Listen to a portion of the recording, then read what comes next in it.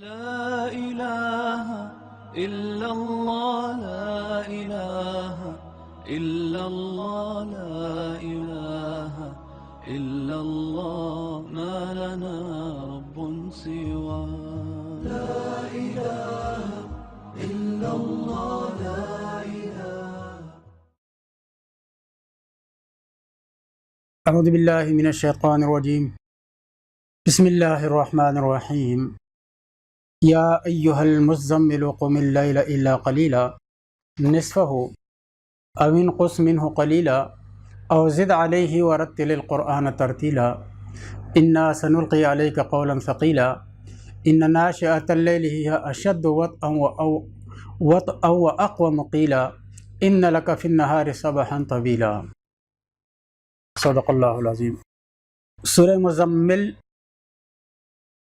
سورہ قلم کے بعد اور سورہ مدثر سے پہلے نازل ہوئی ہے.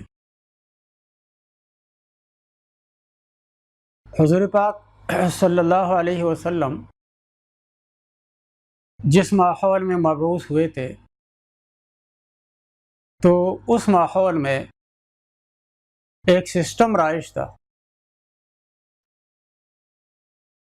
نبی پاک صلی اللہ علیہ وسلم نے اس سسٹم کے استحصال کے لیے، اس کو ختم کرنے کے لیے آواز بلند فرمائی.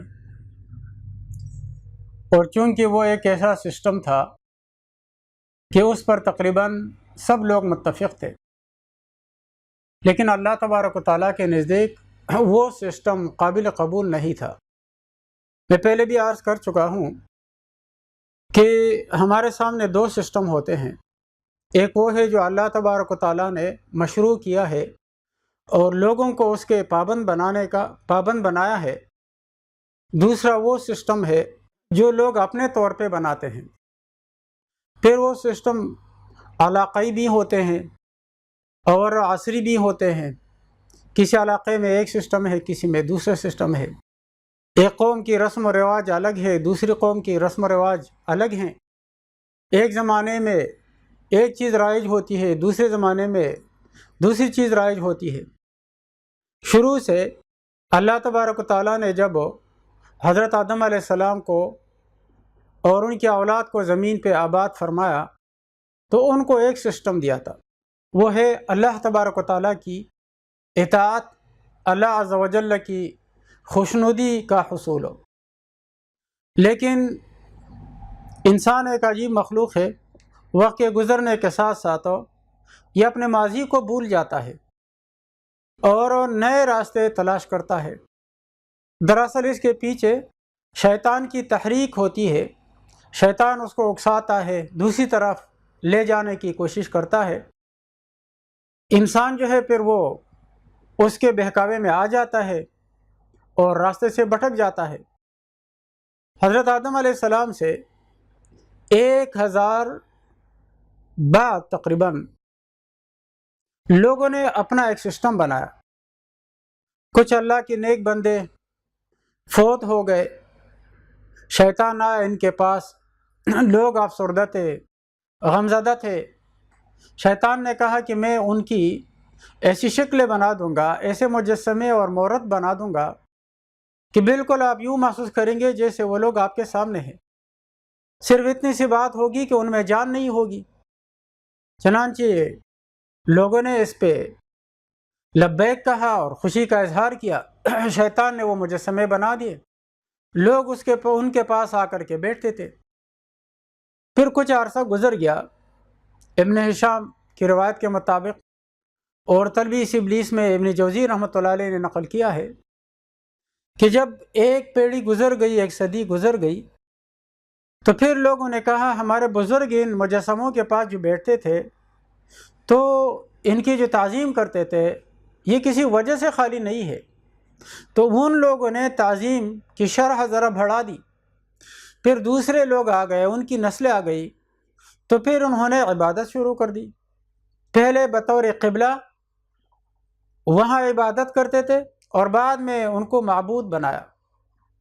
حضرت نوح علیہ السلام تشریف لائے، لیکن لوگ اتنے آگے جا چکے تھے کہ وہ ماننے کے لیے تیار نہیں تھے. اور اس کے بعد تو پھر ایک سلسلہ جاری ہوا نظریاتی جنگ کا، اور جس کا قانون یہ ہے کہ جس کی ابتدا معلوم ہوتی ہے نظریاتی جنگ کی، لیکن انتہا کا کچھ پتہ نہیں ہے، کب ختم ہوگی، کب تک چلے گی۔ جب تک کہ دنیا آباد ہے تو یہ نظریات تو چلتے رہیں گے۔ یہ سلسلہ چلتے چلتے چلتے حضور پاک صلی اللہ علیہ وسلم کی بعثت تک یہ کشمکش چلتی رہی۔ حضور علیہ السلام نے جب صدائے حق بلند فرمائی تو ہر طرف سے مخالفتوں کی آوازیں آنے لگی۔ عام اصول یہ ہے، جب انبیاء علیہ الصلاۃ و تسلیمات آتے ہیں تو عمومی طور پر ان کی مخالفت سب سے پہلے جو اشراف ہوتے ہیں، یعنی کہ معاشرے میں جو سرکردہ لوگ ہوتے ہیں، امیر قسم کے، سردار قسم کے لوگ ہوتے ہیں، عموماً وہ مخالفت میں پیش ہوتے ہیں، اور وجہ اس کی یہ ہوتی ہے کہ ان کے اپنے مفادات ہوتے ہیں، ان مفادات پہ ضد پڑتی ہے اور اس کی قربانی کے لیے وہ تیار نہیں ہوتے ہیں۔ تو یہاں مسئلہ یہ تھا کہ حضور پاک صلی اللہ علیہ وسلم کے ساتھ ان لوگوں کی ایک اعصابی جنگ شروع ہو گئی کہ کس طرح نبی علیہ السلام کو پریشان کیا جائے۔ چنانچہ ایک دفعہ ایسا ہوا جہاں قریش بیٹھتے تھے، یوں سمجھ لینا چاہیے کہ پرائیویٹ طرز کی انہوں نے اپنے ایک اسمبلی یا یوں سمجھ لے کہ پارلیمانی ہال بنایا تھا، اس میں یہ لوگ جمع ہوتے تھے، اس کا نام تھا دار الندوہ۔ ایک دفعہ دار الندوہ میں یہ صنادید یعنی کہ یہ سرداران قریش جمع ہو گئے کہ ایک نام ان کا رکھنا چاہیے تاکہ ہم اس نام سے اس شخص کو پکاریں۔ اعصابی جنگ میں یہی ہوتا ہے کہ پراپیگنڈا ہوتا ہے، دوسرے کو جو ہے اعصابی شکست دی جاتی ہے، اس کو پریشان کیا جاتا ہے، اس کے اعصاب کو کمزور کیا جاتا ہے تاکہ اس کی ہمت ٹوٹ جائے۔ اب اس پراپیگنڈا پہ متفق ہونا یہ بھی ایک حربہ ہے کہ جب سارے لوگ جو ہے نا ایک بات پہ متفق ہو جائے اور سارے لوگ جو ہے ایک بات کہے تو عام لوگ اس سے متاثر ہو جاتے ہیں۔ آج بھی میڈیا پہ ایک چیز کو بہت زیادہ اچھالا جائے تو ایک عام خالی ذہن آدمی کے ذہن میں بھی وہ پراپیگنڈا ایک حقیقت بن جائے گا۔ تو لوگوں نے کہا کہ ان کے بارے میں کوئی ایسا متفقہ نام تجویز ہونا چاہیے۔ پہلی رائے یہ آئی کہ یہ کاہن ہے، ان کو ہم کہیں گے یہ نجومی ہے، لیکن وہ رائے مسترد ہو گئی کہ نجومی نہیں ہے، کاہن نہیں ہے۔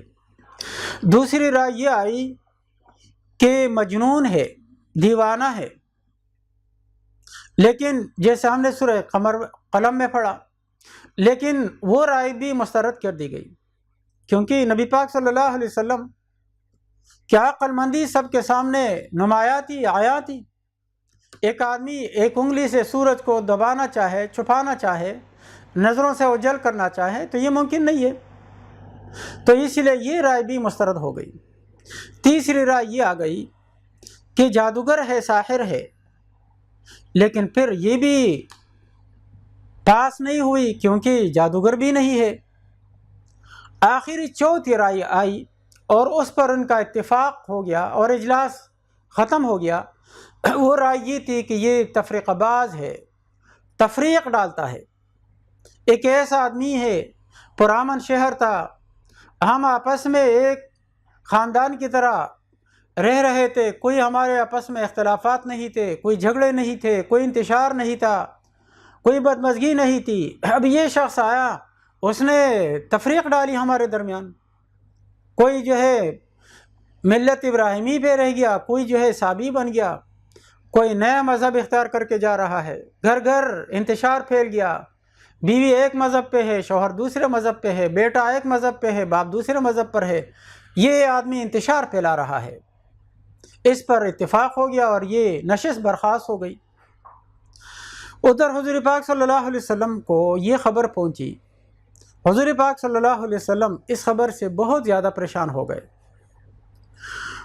طبعی طور پہ جب آدمی پریشان حال ہو جاتا ہے تو اپنے گھر جاتا ہے اور پھر آدمی گوشہ نشینی اختیار کرتا ہے، سوچتا ہے، خاموشی اختیار کرتا ہے۔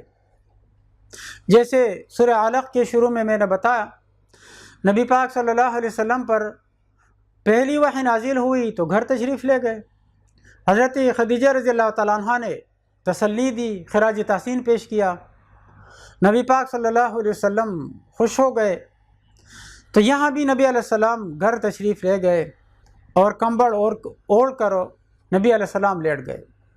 اتنے میں یہ آیت نازل ہو گئی، سورہ مزمل، یا ایہا المزملو، مزملو اصل میں متزملو ہے، اے کمبل اوڑھنے والے، قم اللیل الا قلیلا، قم امر کا صیغہ ہے، کھڑے ہو جائیے، کس کے لیے؟ نماز کے لیے، یعنی نماز کے لیے اٹھیے، نماز پڑھیے۔ کس وقت؟ اللیلہ، رات کے وقت، اور یہ نسبت مجازی ہے، رات کو قائم کرے، یعنی کہ رات کو زیادہ سے زیادہ قیام کرنے کی کوشش کیا کیجیے۔ الا قلیلا نصفہ او انقص منہ، نحوی ترکیب کے اعتبار سے، یعنی کہ عربی گرامر کے لحاظ سے، اس آیت کے دو مطلب بنتے ہیں۔ میں ایک مطلب بتاؤں گا آسانی کے لیے۔ یہ نصفہ قلیلاً سے بھی بدل ہو سکتا ہے اور لیل سے بھی۔ میں ایک احتمال لیتا ہوں، نصفہ بدل ہے لیل سے، تو مطلب یہ ہے کہ قم نصف اللیل، آدھی رات کا قیام کیا کرے۔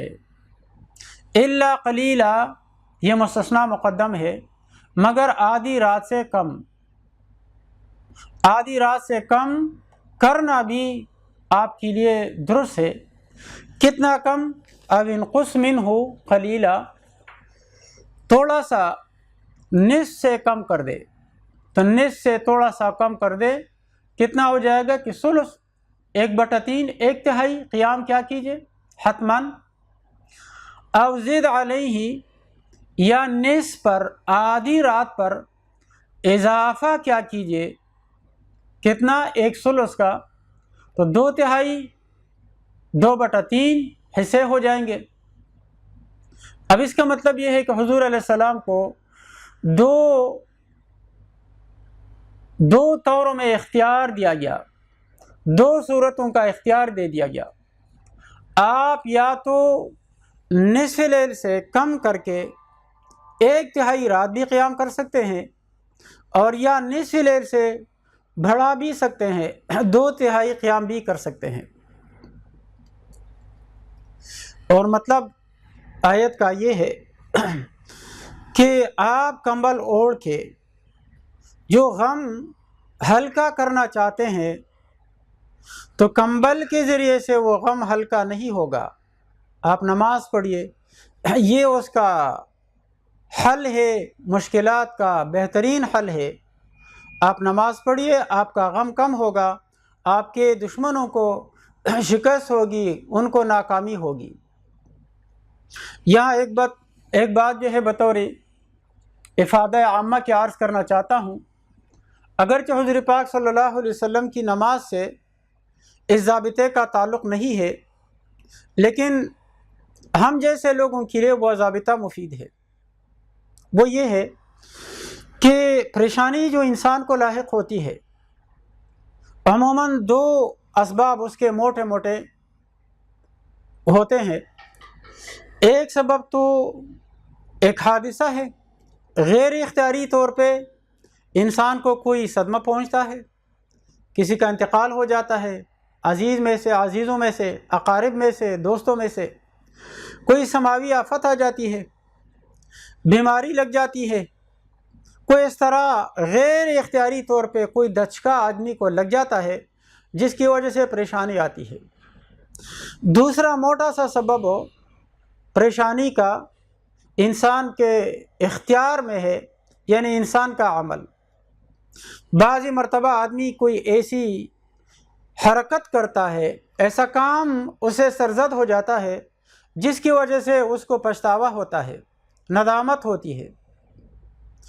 خصوصی طور پہ جو گناہ ہے اس کا پریشانی میں بہت زیادہ دخل ہے۔ شاہ ولی اللہ صاحب رحمۃ اللہ علیہ نے حجت اللہ البالغہ میں لکھا ہے، انسان جیسے ہی گناہ سے فارغ ہو جائے فوراً اس کے مکافات عمل اور اس کا رد عمل شروع ہو جاتا ہے۔ سب سے پہلے جو سزا مرتب ہوتی ہے اس کے اوپر وہ انسان کا احساس ہے، ضمیر سے آواز اٹھنا شروع ہو جاتی ہے، آدمی کی ضمیر اس کو ملامت کرنا شروع کر دیتا ہے، اور پھر کبھی پریشانی بڑھتے بڑھتے بڑھتے عروج پہ پہنچ جاتی ہے۔ اگر آدمی توبہ کریں، نیک عمل کریں، تو حدیث شریف میں آتا ہے کہ جب انسان گناہ کرتا ہے اس کے دل پر سیاہ دھبا پڑ جاتا ہے، اگر آدمی توبہ کر لے تو دل صاف ہو جاتا ہے، دوبارہ وہ گناہ کرے یا دوسرا گناہ کرے تو ایک اور دھبا پڑ جاتا ہے، اس طرح دل سیاہ ہوتے ہوتے ہوتے بالکل کالا ہو جاتا ہے۔ ابو ہریرہ رضی اللہ عنہ کی مرفوع حدیث ہے، آپ فرمایا کہ اس کی تصدیق اس آیت سے ہوتی ہے، کلا بل ران علی قلوبہم ما کانوا یکسبون، لوگوں کے دلوں پہ ان کے عمل کی وجہ سے زنگ آ جاتا ہے، یہ دل زنگ آلود ہو جاتا ہے، پھر اس کی صلاح اس کی اصلاح کے امکانات ناپید ہو جاتے ہیں، الا یہ کہ اللہ تبارک و تعالیٰ توفیق دے دے۔ تو جو پریشانی انسان کو گناہ کی وجہ سے ہوتی ہے اس پریشانی کا حل بعض مرتبہ لوگ گناہ میں تلاش کرتے ہیں۔ ایک گناہ ہو گیا، آدمی کے اندر سے ایک پریشانی کی لہر اٹھی اور ضمیر نے ملامت کرنا شروع کر دیا، یہ اچھا نہیں ہوا، ایمان اس بات کو قبول نہیں کر رہا، چاہے چوری ہو، ڈاکہ ہو، زنا ہو، بد اخلاقی ہو، کسی کو گالی دینا ہو، جھگڑا ہو، لڑائی ہو، کوئی بھی بدعملی ہو، فوراً آدمی پریشان ہو جاتا ہے۔ بعض دفعہ لوگ جو ہے اس پریشانی کا حل دوسرے گناہ سے نکالتے ہیں، جا کے ٹی وی کھولتے ہیں، دوستوں کے ساتھ جاتے ہیں، گپ شپ پہ جاتے ہیں، سنیما ہال میں جاتے ہیں، شراب پیتے ہیں، اور طرح کے دوستوں کے ساتھ جا کے پکنک پہ ٹائم پاس کرنے کے لیے وہ وقتی طور پہ جو ہے اس کے اوپر ظہور لانے کی کوشش کرتا ہے، پردہ ڈالنے کی کوشش کرتا ہے۔ حالانکہ اس کی مثال ایسی ہے جیسے ایک آدمی کی کوئی جگہ زخمی ہو جائے اور وہ اس کو سن کرنے کے لیے وہاں انجیکشن لگائے، اس کے اوپر دوا چھڑک دے، اسپرے کر لے، وقتی طور پہ درد ختم ہو جائے گا، لیکن جب تک کہ اس کے اوپر مرہم نہیں لگائے گا، دوا نہیں لگائے گا یا کھائے گا نہیں تو اس سے وقتی طور پہ تکلیف دور ہوگی، لیکن بعد میں جو تکلیف آئے گی وہ پہلے تکلیف سے زیادہ تیز ہوگی۔ تو لوگ عموماً کیا کرتے ہیں کہ گناہ کا جو رد عمل ہے یعنی پریشانی اس کو دوسرے گناہ سے ختم کرنا چاہتے ہیں، اور حالانکہ جب دوسرے گناہ سے فارغ ہوتے ہیں تو پھر پہلی پریشانی زیادہ طاقت کے ساتھ، زیادہ قوت کے ساتھ ابھرتی ہے، پھر اس سے بڑا گناہ چاہیے کہ اس سے پہلے اس پریشانی کو دبائے۔ اس طرح ہم دیکھتے ہیں، سنتے ہیں، ایک وقت ایسا آتا ہے کہ آدمی بلڈنگ کی چھت پہ چڑھ کر چھلانگ لگاتا ہے، نیچے خودکشی کرتا ہے۔ بے شمار واقعات ہوتے ہیں، روزانہ ہوتے ہیں، اخبارات میں ہم پڑھتے ہیں، خاص کر وہ لوگ کہ جو اللہ کے دین سے بے خبر ہیں اور ان کو پتہ نہیں ہے کہ پریشانی کا گناہ کے حل کیا ہے۔ تو اس کا بہترین حل شریعت میں کیا ہے کہ آدمی وضو کرے، نماز پڑھے، توبہ کرے، گناہ سے جلد از جلد نکلنے کی کوشش کرے، اس سے وہ پریشانی ختم ہو جاتی ہے۔ یہ تو وہ ضابطہ ہے جو عام لوگوں کے لیے جن سے گناہ سرزد ہو جاتے ہیں۔ اسی لیے ابن العربی رحمۃ اللہ علیہ مالکی عالم ہے، بہت بڑے عالم گزرے ہیں، وہ فرماتے ہیں کہ اگر کسی نے خواب دیکھا کہ وہ غسل کر رہا ہے، نہا رہا ہے، تو اس کا مطلب یہ ہے کہ اس کی پریشانی دور ہوگی، کیونکہ جب آدمی وضو کرتا ہے اس کے گناہ گر جاتے ہیں، مسجد کی طرف جاتے ہیں تو گناہ گرتے ہیں، مٹتے ہیں، جڑتے ہیں، تو اس طرح آدمی کا غم ہلکا ہوتے ہوتے ہوتے آدمی غم سے نکلنے میں کامیاب ہو جاتا ہے۔ یہ عام لوگوں کا ضابطہ ہے، چونکہ حضور پاک صلی اللہ علیہ وسلم تو نبی تھے، انبیاء تو سارے کے سارے معصوم ہوتے ہیں، یہاں یہ ضابطہ یہ ہمارے لیے ہے، آپ علیہ الصلاۃ والتسلیمات اس ضابطے سے مستثنیٰ ہے۔ آپ علیہ السلام کا غم، آپ علیہ السلام کا دکھ، آپ علیہ السلام کا درد یہ غیر اختیاری طور پہ تھا، کسی گناہ کا اثر نہیں تھا، بلکہ یہ لوگوں کے رد عمل کا نتیجہ تھا کہ نبی پاک صلی اللہ علیہ وسلم معاشرے کی اصلاح کرنا چاہ رہے تھے، اس راستے میں بہت بڑی بڑی رکاوٹیں تھیں، اور وہ رکاوٹیں پریشان کن تھیں، اور یہ انہوں نے نبی پاک صلی اللہ علیہ وسلم کو پریشان کرنے کا طریقہ نکالا کہ ان کو ہم آئندہ تفریق باز کے نام سے، انتشار پھیلانے والے کے نام سے یاد کریں گے، اور مقصد کیا تھا؟ ان کو پریشان کرنا۔ تو انہوں نے کمبل اوڑھ کے لیٹ گئے۔